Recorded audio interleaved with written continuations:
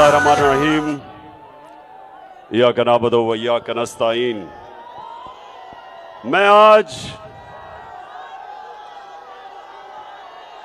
अपनी मुल्क की वकला बरादरी का इस शानदार जो आपने मेरा इस्तकबाल किया, मैं आपका दिल से शुक्रिया अदा करता हूं। बहुत बहुत शुक्रिया। मेंबर पंजाब बार, आप सबका सीनियर वकला और नौजवान वकला और जो मेरी बहनें यहाँ आई हुई हैं, मैं सबको आज इस इस्तकबाल का फिर से मैं आपका शुक्रिया अदा करता हूं।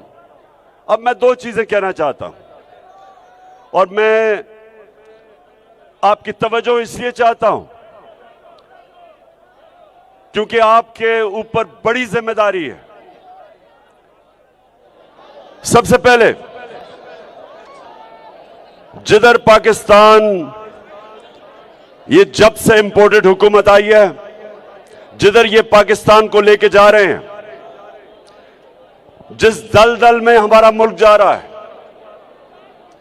आज IMF और वर्ल्ड बैंक वो कह रहे हैं कि पाकिस्तान श्रीलंका टाइप सिचुएशन में जा रहा है कि एक तरफ माइशत सुकड़ती जा रही है, बेरोजगारी बढ़ती जा रही है और दूसरी तरफ महंगाई आसमानों पे जा रही है।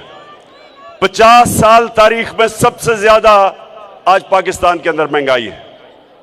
तो इन हालात के अंदर मुल्क एक बड़ी जो कहते हैं सोशल अनरेस्ट की तरफ जा रहा है।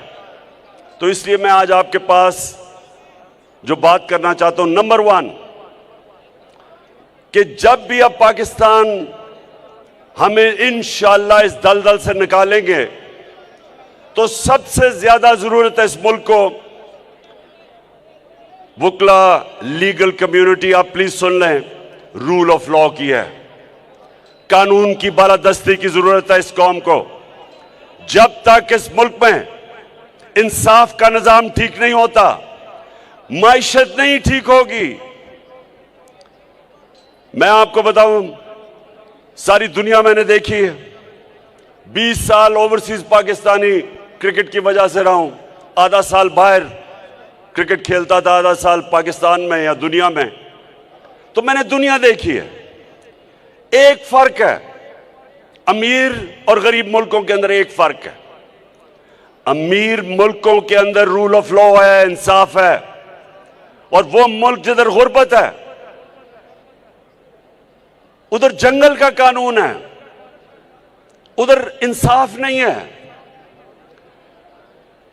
मुझे बताएं, कभी भी आपको मौका हो मगरबी ममालिक में जाने का, मैंने कभी नामालूम फोन कॉल से धमकियां किसी को नहीं देते देखा। मैंने कब्जा ग्रुप नहीं देखे। जमीनों के ऊपर किसी की जरूरत नहीं कब्जा करने की। मैंने आम आदमी को थानों के अंदर जिस तरह का जुल्म हुआ शहबाज गिल पे, किसी की जरूरत नहीं है करने की। किसी एक, ये नहीं कि वो कोई दहशतगर्द था या वो कोई माफिया का हिस्सा था या वो कोई हार्डन क्रिमिनल था। एक असिस्टेंट प्रोफेसर जो अमेरिकन यूनिवर्सिटी में पढ़ाता था, उसको उन्होंने नंगा करके 2 दिन तशद्दुद किया। ये किसी सिविलाइज मुल्क में नहीं होता जिधर रूल ऑफ लॉ होता है। जुर्रत नहीं होती किसी की। ये जो हमारे मुल्क में जिस तरह मीडिया के ऊपर सख्तियां, टेलीविजन चैनल्स बंद कर दी, जो इमरान खान को दिखाती थी चैनल बंद कर दी। वो सहाफी जिनकी इज्जत है माशरे में, क्रेडिबिलिटी है, अशर शरीफ जैसा आदमी वो मुल्क छोड़ के बाहर चला गया, साबिर शाकिर बाहर चला गया। एयाज अमीर जैसे दानश्वर को इन्होंने जलील किया। इमरान रियाज, यानी वो लोग जो माशरा जिनको क्रेडिबल समझता है, उनको सिर्फ इसलिए उनके ऊपर ये हर किस्म का उनके ऊपर FIR काटी, उनके ऊपर धमकियां दी गई, उनके घरों में घुस गए। हमारा सोशल मीडिया का Arsalan doctor, PhD doctor Arsalan Khalid, उसके वो घर में नहीं था, 20 लोग उसके अंदर घुस गए, प्लेन कपड़ों के अंदर। सारी औरतें थी घर की, सिर्फ एक नौजवान था, उसको सारी औरतों के सामने मारा उसको। तो कौन से, मैं अपनी कौम को आज कहना चाहता हूं, मेरी कौम ये सुन लो, ये है जुल्म का निजाम, ये है जंगल का निजाम कि जो ताकतवर हो वो जो मर्जी करे और जो कमजोर हो कोई कानून उसकी हिफाजत ना करे। वो लॉ एनफोर्समेंट एजेंसीज जिनका काम है कि रूल ऑफ लॉ इंप्लीमेंट करना, वही कानून तोड़ती हैं, वही लोगों के ऊपर जुल्म करती हैं। और सबसे ज्यादा जरूरत यह समझ जाएं कि जब तक एक मुल्क में रूल ऑफ लॉ नहीं होता, उस मुल्क के अंदर इन्वेस्टमेंट नहीं आती। रूल ऑफ लॉ नहीं होता तो करप्शन होती है। जिन मुल्कों में रूल ऑफ लॉ होता है, करप्शन नहीं आ सकती। आपने कभी सुना है, कोई मुझे एक मगरबी मुल्क बता दें जो जिधर जमहूरी निजाम चल रहा है, एक बता दें जिनके वजीर आजम के अरबों अरबों अरबों रुपए की प्रॉपर्टीज मुल्क से बाहर हों, एक बता दें। आप और तो छोड़ें, ये साथ वाला मुल्क, ये नरेंद्र मोदी, इसकी कितनी बार प्रॉपर्टीज हैं, ये कोई तस्वर भी नहीं कर सकता कि मुल्क का प्राइम मिनिस्टर अरबों रुपए के महलात बाहर रखे, बिजनेसेस बाहर रखे, बच्चे बरतानिया का पासपोर्ट कहें जी हम पाकिस्तानी शहरी नहीं, क्योंकि वो जवाब ही नहीं दे सकते कि अरबों रुपए की प्रॉपर्टीज में रह रहे हैं। ये कहीं नहीं होता। ये तब होता है जब ताकतवर के लिए एक कानून और कमजोर के लिए दूसरा। जो जंगल का कानून है, शेर के लिए एक और कानून होता है, बेचारा हिरन के लिए दूसरा कानून होता है। जंगल में शेर जो चाहे करता है, उसको कोई पूछता नहीं है, और बेचारा जो कमजोर होता है उनको कोई हिफाजत करने के लिए नहीं आता। ये है इस वक्त पाकिस्तान के हालात। आप तमाशा देखें, अभी आपने करारदाद भी पास की कि किसी भी महज़ब माशरे में ये तस्वर कोई कर सकता है कि मुल्क का वजीर आजम, जिसको सजा होनी थी FIA के अरबों रुपए के केसेस में, उसके बेटों को सजा होनी थी ओपन एंड शट केसेस में, वो प्राइम मिनिस्टर भी बन जाता है और वो जाके लंदन एक सजायाफ्ता मफरूर झूठा, जो इस मुल्क से पैसे चोरी करके अरबों रुपए की प्रॉपर्टीज में, उससे क्या चीज करने, कंसल्ट करने जा रहा है कि पाकिस्तान का आर्मी चीफ कौन होगा। यानी जो मुल्क की नेशनल सिक्योरिटी के लिए सबसे बड़ा ओहदा है, मुल्क की नेशनल सिक्योरिटी के लिए, वो एक डाकू, एक मफरूर, एक जो अरबों रुपए पैसे चोरी करके बाहर भागा और जो झूठ बोल के बाहर गया, और जो मौजूदा प्राइम मिनिस्टर है, इसने साइन किया था वो एफिडेविट अदालत में, यहां हाई कोर्ट में, कि जी वापस आ जाएगा इलाज करवा के। ये फैसला करेंगे पाकिस्तान की नेशनल सिक्योरिटी के लिए, जो सबसे इंपॉर्टेंट पोजीशन है। क्या ये फैसला करेंगे? आप मुझे बताएं ना, आप बताएं मुझे। ये कोई तस्वर कर सकता है कि किसी महज़ब माशरे में होगा? और फिर हम अपनी कौम को क्या पैगाम दे रहे हैं? हमारे 60% पाकिस्तानी 30 साल से कम उम्र में हैं, नौजवान हैं। अपने यूथ को हम उनको हम क्या पैगाम दे रहे हैं? कि कोई चोरी करना बुरी चीज नहीं है, हम कह रहे हैं कि अगर डाका मारो तो बड़ा डाका मारो, सिर्फ छोटे चेर जेलों में जाते हैं, बड़ा डाकू ये नहीं हम पकड़ सकते इस माशरे में। और मेरे ये आप वकला के लिए सबसे इंपॉर्टेंट कि मेरे नबी सल्लल्लाहु अलैहि वसल्लम ने कहा था, ये मैं बार बार लोगों को ये हदीस सुनाता हूं, ये आज हमारे मुल्क के लिए सबसे जरूरी है। उन्होंने कहा तुम्हारे से पहले बड़ी कौमें तबाह हुई, जब छोटा चोर चोरी करता था जेल में डालते थे, लेकिन जब बड़ा डाकू चोरी करता था उसको माशरा सजा नहीं देता था, वो तबाह हो जाता है। जो माशरे में रूल ऑफ लॉ नहीं होता वो आहिस्ता आहिस्ता तबाह होता है। और ये जो इन्होंने 5 महीने में जो पाकिस्तान के साथ किया है, जब से ये बैरूनी साजिश के तहत ये डाकू हमारे ऊपर आए हैं, इन्होंने जो मुल्क के साथ किया है दुश्मन भी ना कर सके।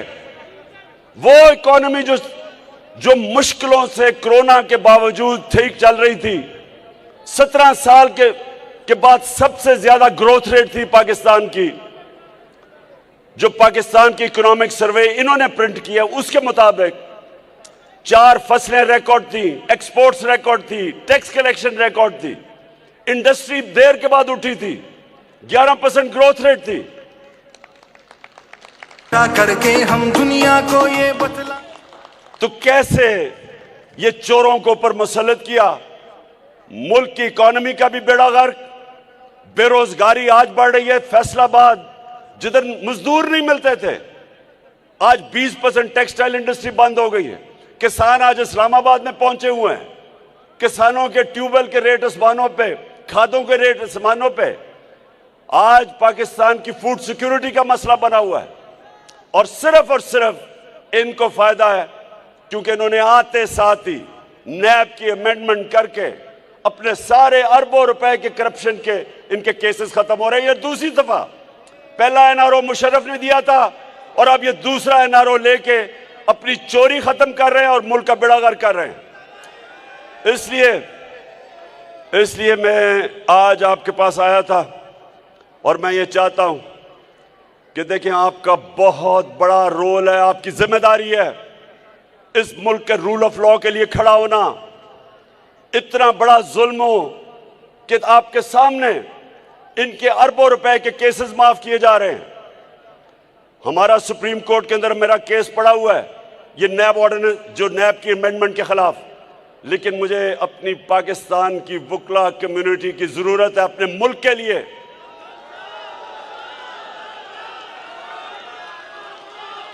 अपने मुल्क को हकीकी तौर पे आजाद करने के लिए, रूल ऑफ लॉ के लिए। रूल ऑफ लॉ, इंसाफ, जब हजरत अली रज़ी अल्लाह ताला ने कहा था कुफर का निजाम चल जाएगा, लेकिन ना इंसाफी और जुल्म का निजाम कभी नहीं चलता इस मुल्क में। मुझे लोग कहते हैं जी कैसे आप पाकिस्तान को इस दलदल से निकालेंगे। मैं आपको गारंटी करता हूं कि जो बैरून मुल्क पाकिस्तानी है, 1 करोड़ पाकिस्तानी बाहर है, एक दफा यहां हम अपना कानून ठीक कर दें, हम रूल ऑफ लॉ इंपोज कर दें, कॉन्ट्रैक्ट एनफोर्समेंट कर दें, मैं आपको कहता हूं कि सिर्फ 5 लाख ही बैरून मुल्क पाकिस्तानी इन्वेस्टमेंट कर दें, आपको IMF की जरूरत नहीं पड़ेगी, आपको किसी से भीख मांगने की जरूरत नहीं पड़ेगी। आपका वो जो अभी शहबाज शरीफ जिधर जाता है हाथ आगे फैला देता है, वो है तुम्हारे पास, जिधर जाता है पैसे मांगता है और कोई पैसे देने के लिए तैयार नहीं है। आपने वो देखा था, मेरे वकला, आपने वो देखा था कि वो जो सेक्रेटरी जनरल यूनाइटेड नेशंस का आया है एंटोनियो गुटरेस, उसका बाजू ही पकड़ लिया इसने।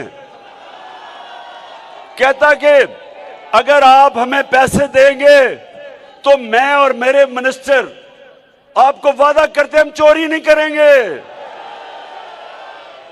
कभी सुना ये? कभी मुल्क का प्राइम मिनिस्टर ऐसी बात करता है? और वो गुटरेस को, वो सेक्रेटरी जनरल को पता था कि 60% इनकी कैबिनेट जमानत पे है, करप्शन के केसेस पे है, प्राइम मिनिस्टर खुद जमानत पे है।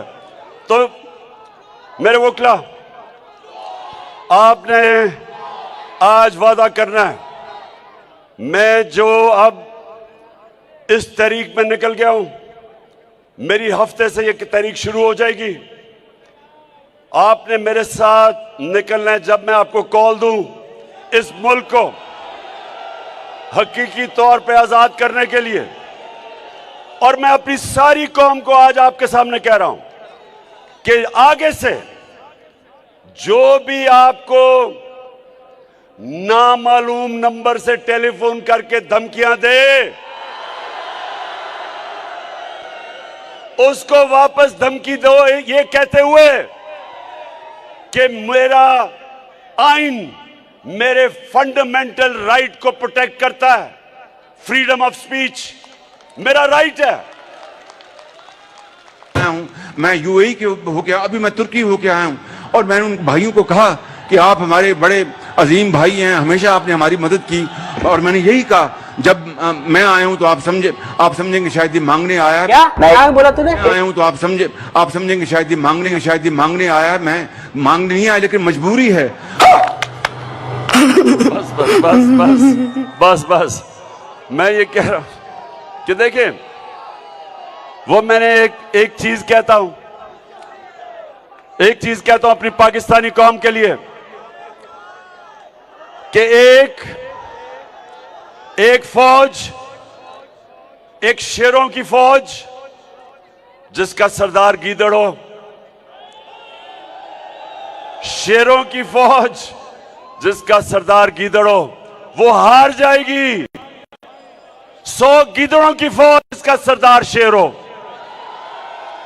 हमारा मुल्क बदकिस्मती से चोरों के हाथ में फंसा हुआ है। हमने इसकी पूरी तहरीक चलानी है। इलेक्शन से ये भाग रहे हैं। इनको पता है कि इलेक्शन अब ये नहीं जीत सकते। इनको पता है पाकिस्तानी कौम किधर खड़ी है। इसलिए ये सारे मिलके कोशिश कर रहे हैं कि किसी तरह कुर्सी को पकड़ ले और मुल्क बेशक नीचे जाए, क्योंकि 33% रुपया गिरा है, 33% डॉलर बढ़ा है, 33% इनके आने में इस मुल्क की दौलत कम हुई है। आप सबका पैसा 33% कम हुआ है, लेकिन इनके मुल्क से बाहर पैसे पड़े हैं डॉलर्स में। इनकी दौलत में 33% इजाफा हुआ है। यहां लोग गरीब हुए हैं, ये अमीर हुए हैं। ये भी मेरे वोकला एक और चीज फैसला कर लो। आगे से अजान हो रही है, मैं बस खत्म कर रहा हूं।